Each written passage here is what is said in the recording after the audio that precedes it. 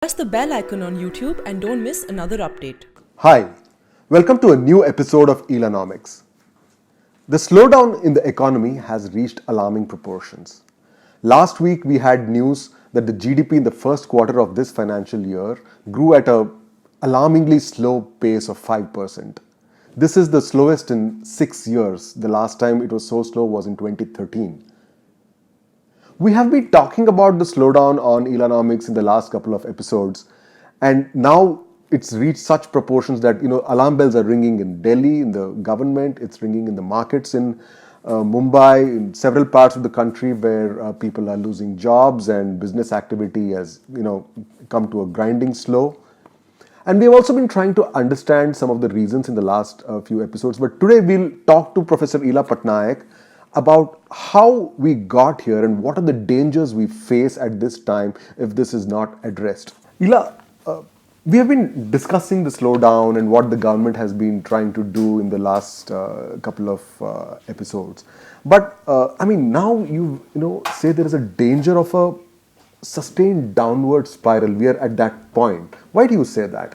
So I look at not just year-on-year data, which really means that when GDP data comes out, what you look at is this quarter compared to the previous year, same quarter. Yeah. Okay, that is what. Which is what they say year-on-year. Absolutely, that's the 5% number. But there's another way of looking at data, and when you do business cycle research, and typically an advanced economies look at that data. And what is that? That is that I look at this quarter compared to the previous quarter. Of course, I do the seasonal adjustments because, for Diwali, for Christmas, for tax, for different reasons, some quarters may be behaving differently from others. Once you do that seasonal adjustment and then you look at the data, then you're really looking at what happened between April to June compared to January to March. Okay, and that captures the most recent trends in the economy rather than what happened 4 quarters ago. Which is what they say sequential. So in this, what we do is that we can't do GDP because GDP series is very new, and for seasonal adjustment one needs a long time series. So what we do is we look at sales of companies. Okay. Now you take out banks and you take out oil companies, so really the non-financial companies, and you look at their sales, nominal numbers. For the April to June quarter, we find that in nominal terms, sales of large Indian companies, all listed and unlisted, contracted by 1%. Okay. In nominal terms. And this is really important because if it's contracting by 1% in nominal terms, and let's say the inflation rate is say 2 to 3%, then in real terms, you are reducing production by about 3 to 4%.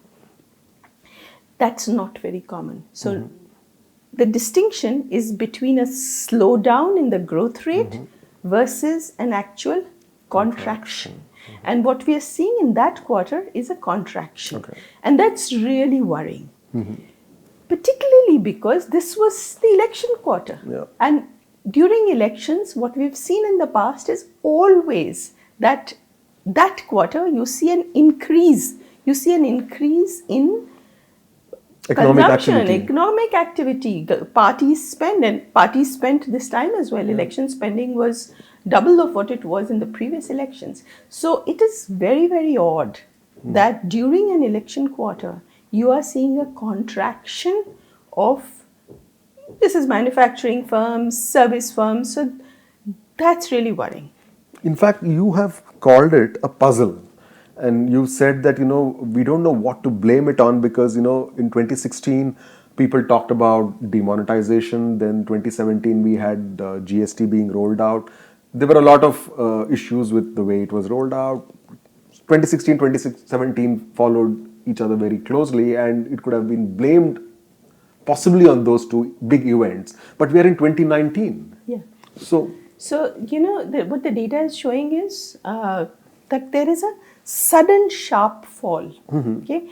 Normally, when there is a big shock to the economy like demonetization, you do these macro models where you say, okay, I've given the economy a shock, and then over time the impact of that shock goes away. And it recovers. And the economy recovers. So, these are these impulse response functions that we draw, and we macroeconomists are, really making a lot of assumptions, but basically the impact of a shock goes away after some time.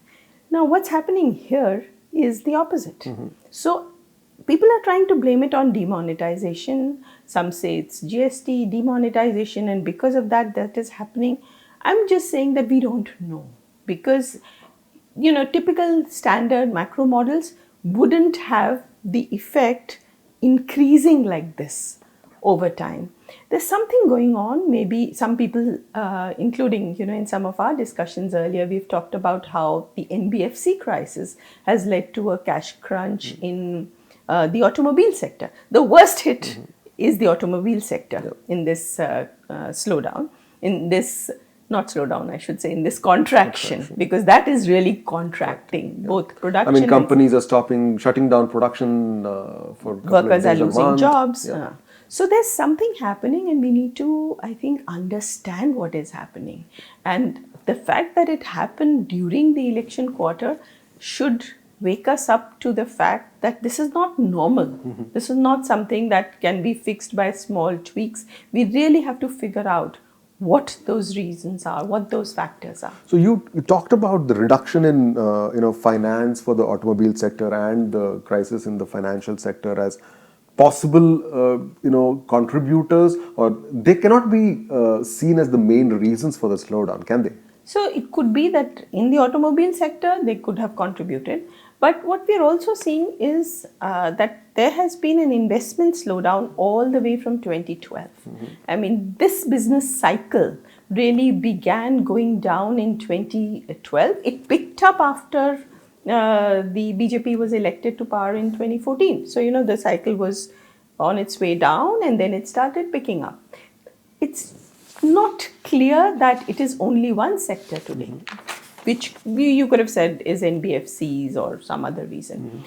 The investment slowdown is very broad-based.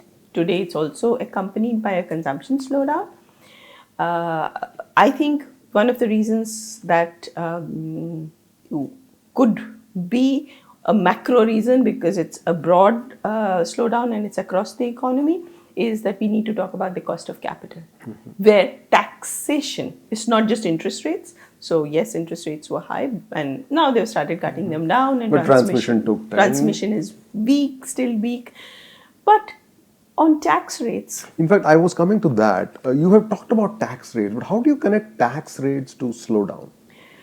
So, you can have two models. Economists like to call them models. I think for the layperson, one should understand a model as an internally consistent set of propositions. Okay, so it's not really anything very complicated. It's simply that if I'm saying A, then along with A, I have to have B. Okay, and in very, very simple terms, in the tax structure that we have, we can have two alternate models. One can be where you have high tax rates, low compliance, and then you go after those who should be paying taxes with tax raids and with court cases, and you really go after them to collect your taxes.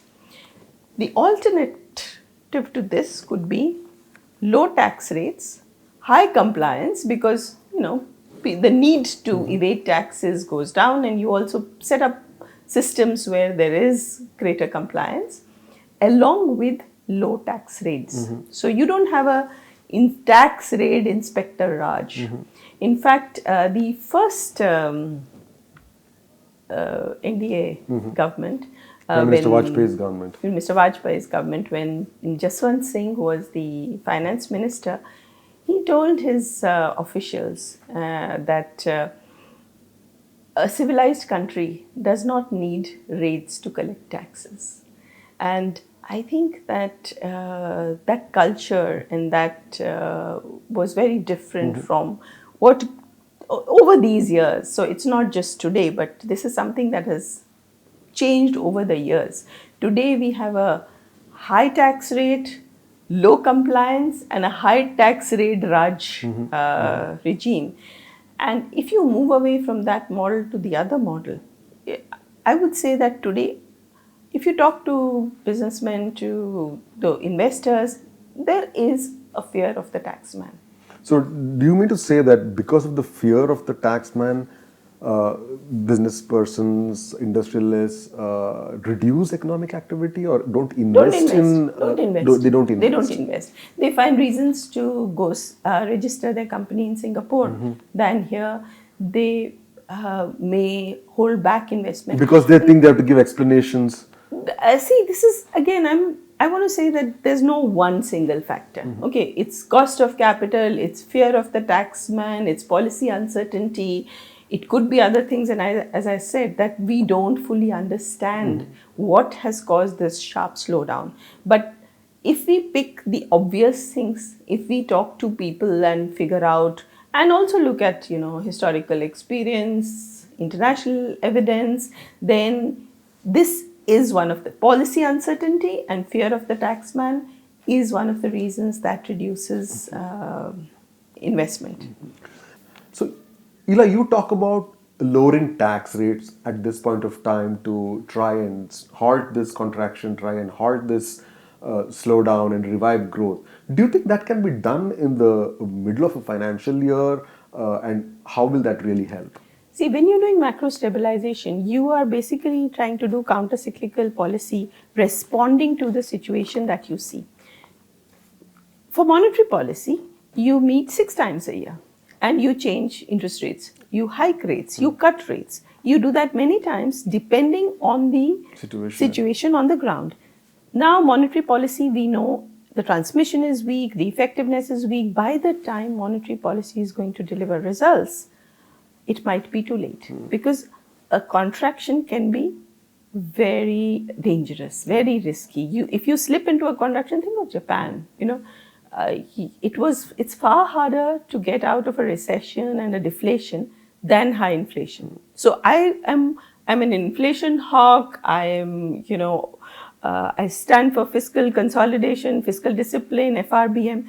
But I would say that if I see an economy contracting, then I would want us to do the thing that works the fastest. And in this situation, I'm saying tax cuts would work the fastest. Suppose this Diwali, everyone had 15% more money in their bank accounts and things were 5% cheaper. You moved. So that what am I saying? Income tax, corporate tax, GST, the government, even the central government can just cut central GST. If this Diwali, people had more money, they would spend. If they didn't, and the economy kept contracting like this, we don't know how bad it can get.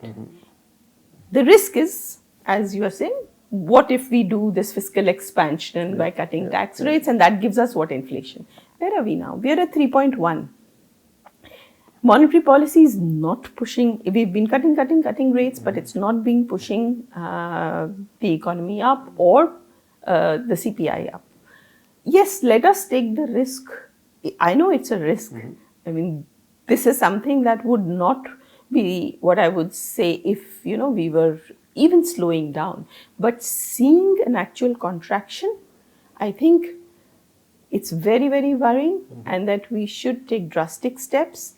And we should promise people a good Diwali, which would mean cut tax rate, put money in the pockets of people. They spend faster than any infrastructure spending by government, where government will first go borrow, then find a procurement process, government financial rules, L1, and it'll be too late by then.